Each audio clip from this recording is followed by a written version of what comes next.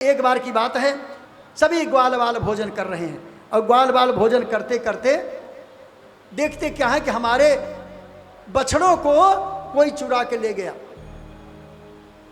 भगवान भोजन कर रहे हैं और कोई अचार लेके आया, कोई पराठे लेके आया, कोई रोटियां लेके आया और पांचों उंगलियों में भगवान सबके प्लेट से, सबके थाली से जो पोटली रखी थी भोजन की, सबकी पोटली से में उठा उठा करके भगवान अपने हाथ में रखने लगे। ये बात जब ब्रह्मा जी ने देखा तो सोचने लगे ये कैसा ब्रह्म है जो ग्वाल बालों की जूठन खा रहा है।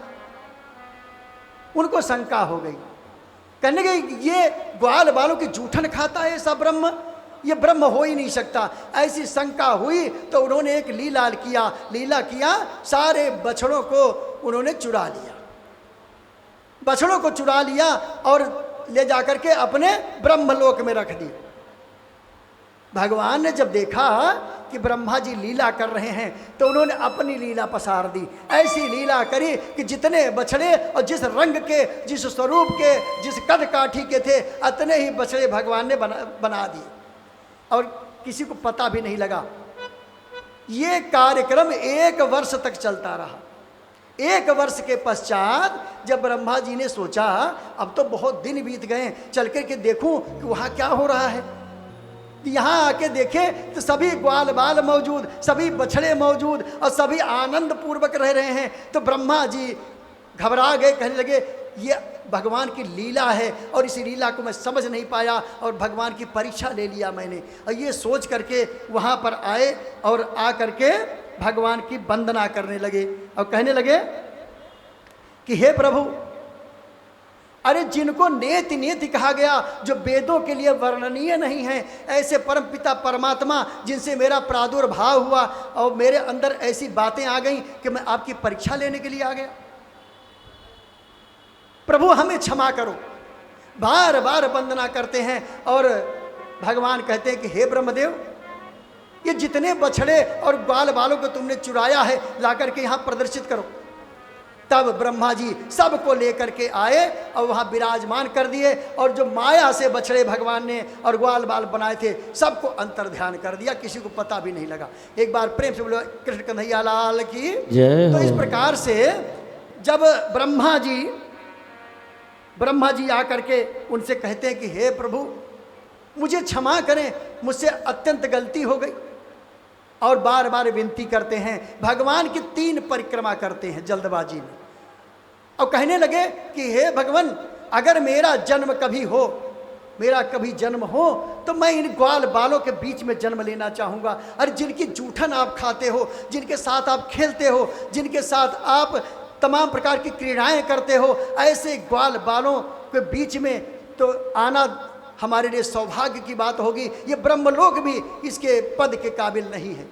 और ये कह करके 3 बार परिक्रमा करते हैं और कहते क्या है, एक रसखान जी का बड़ा बढ़िया पद है, मानुष हो तो वही रसखान, बसों ब्रज गोकुल गाँवों के ग्वारन, जो पशु हो तो कहा बस मेरो, चरो नित नंद की धेनु मझारन, पाहन हो तो वही गिरि को, जो धर्व कर छत्र पुरंदर कारण, जो खग हो तो बशेर करो, बिल कालिंदी कूल कदम्ब की डारन।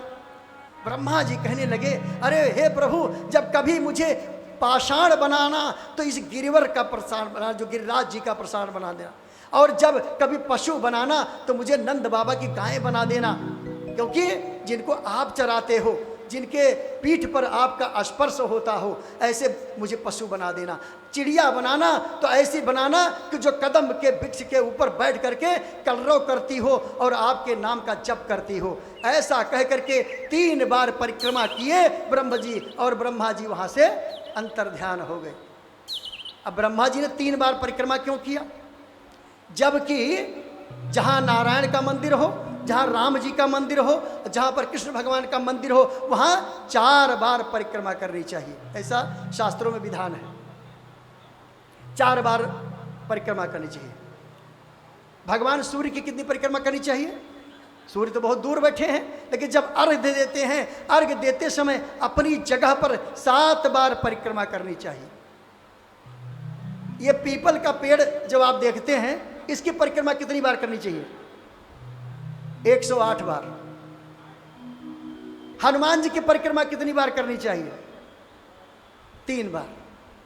और दुर्गा जी का कहीं मंदिर हो, देवी जी का मंदिर हो, वैष्णो माता का मंदिर हो, मतलब दुर्गा शक्ति का मंदिर हो, शक्ति का मंदिर जहां हो वहां कितनी परिक्रमा करनी चाहिए बताइए?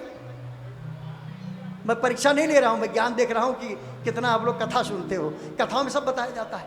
1 बार परिक्रमा करिए दुर्गा जी की, 1 बार परिक्रमा करिए, आपको पूरा 108 परिक्रमा का फल मिल जाता है। एक बार प्रेम से आनंद कंद भगवान की जय हो। तो इस प्रकार। और शिव जी की परिक्रमा कितनी बार करी, इसको तो जानते ही हो गए आप लोग।